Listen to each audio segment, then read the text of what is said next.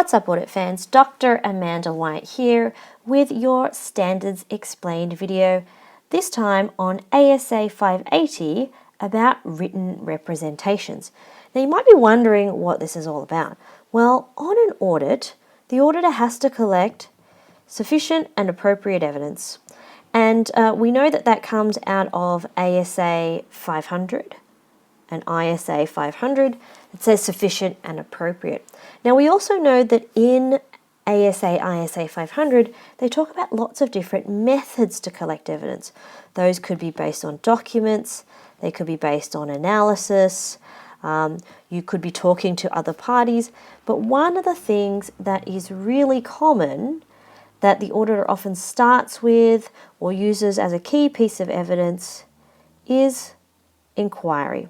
An inquiry is really just talking to people, right? So we ask them questions, management or the client tell us information about what's going on. But how do we know if those people, when we ask them those questions, are actually telling us the truth? How do I know that they're not omitting something or fibbing about something or lying? Well, we get this thing called a written representation to help support our inquiries and verbal evidence. If we look here at our table of contents, there's a few requirements, nothing too onerous here. We're going to look at who we actually ask for the representation, what they have to say, the period, what it looks like, and what happens if we think that management might not be reliable. There's also plenty of explanatory material which I won't go through. However, I will look at the illustrative or sample representation letter that is in the back of the appendices. Of course, there is conformity with ISA 580, so if you're an international student, then this video will be helpful to you as well. So let's look at the introduction. All right, so the introduction says that we're going to look at our responsibility to get written representations from management and potentially those charged with governance. There are some specific areas where we do have to get them, but realistically, it's any time where we've had verbal evidence and we have the written representation to act as a confirmation. I did mention earlier that we have to use sufficient appropriate evidence to come to our conclusions and then form our opinion. So the written representation is quite important because it provides us with documentary evidence about verbal information that we've collected from management and potentially those charged with governance, because there might not be evidence documented or otherwise if you're asking about potentially future plans, assessments of potential risks or events happening within the firm. Now, some important information up here. Written representations do give us audit evidence, but they are not sufficient appropriate evidence on their own. So you can't use the verbal evidence and the written representation as the sole piece of evidence. What this is saying is that you need to really think about other sources. Where could you try and get other information besides this verbal discussion and the written representation that goes with it? So what are my objectives within this particular standard? Well, I have a few little things here. I need to get the written representations from management. We're going to use it to support audit evidence, as obviously not the only source, and we may have to respond if management do not provide the written representations. The third objective is that if our written representations are not appropriate, I have to talk to management, or if they don't provide them, what do I do? So let's just make sure we're all on the same page with our terms here, our definitions. A written representation is a written statement by management provided to the auditor to confirm matters or support other audit evidence. And as I mentioned before, that other audit evidence that they often provide is verbal. All right. Now, written representations are not supporting books or records, so they're not accounting data or invoices. These are other issues. So let's look at the requirements. So who do I actually ask for a written representation? we ask for written representations from management. So if you imagine that's likely to be your C-suite, so CEO, CFO, CIO, COO potentially. So those are the people that we're asking. We're not necessarily asking from members of the board. Some of these people may be members of the board, but it's management and that C-level suite. So what do we actually ask them about? We ask them to give a written representation about management's responsibilities. That is, they know it's their responsibility to prepare the financial report in accordance with our applicable financial reporting framework, which in Australia is our AASBs, or if you're international, it would be your form of IFRS.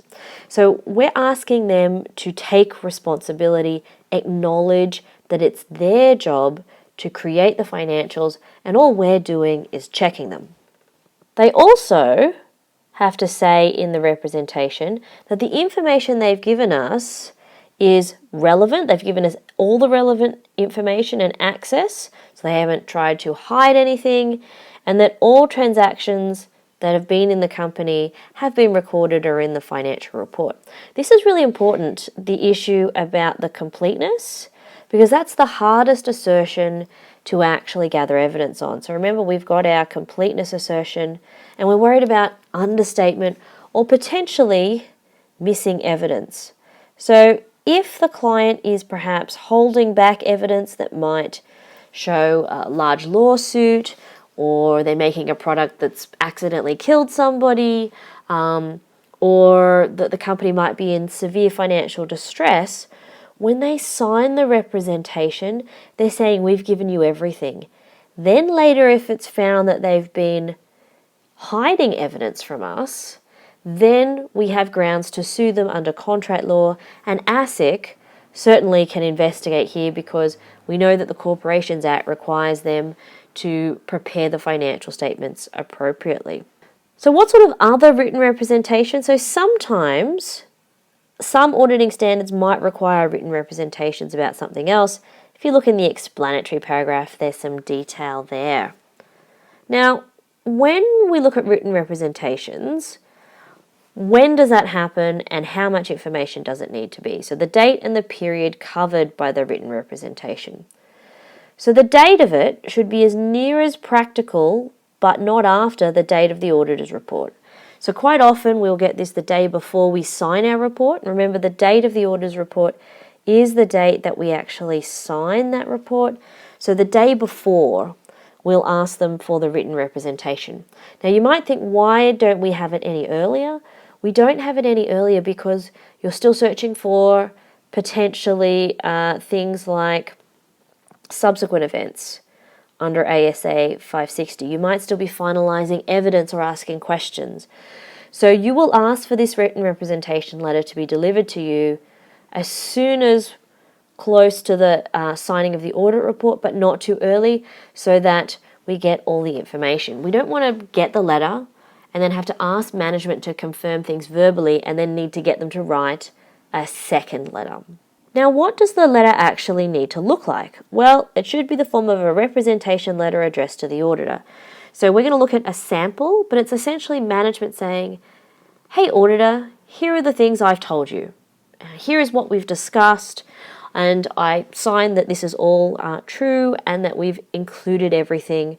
Remember, that's back to that completeness issue.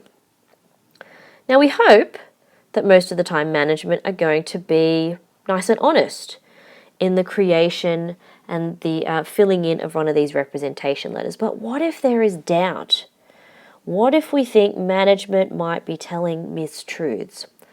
So if we have concerns about the competency, integrity, ethical values, or diligence of management, then I have to worry about the reliability of representation. So if we find out that management have been lying, hiding information, telling mistruths, perhaps they're being investigated by the police, they've been engaged in clearly improper practices, and we saw a lot of those come out in the Banking Royal Commission, then we have to say, well, if they're willing to lie and cheat and steal and really go against ethics, then what's to say that in this documentation they're not also lying.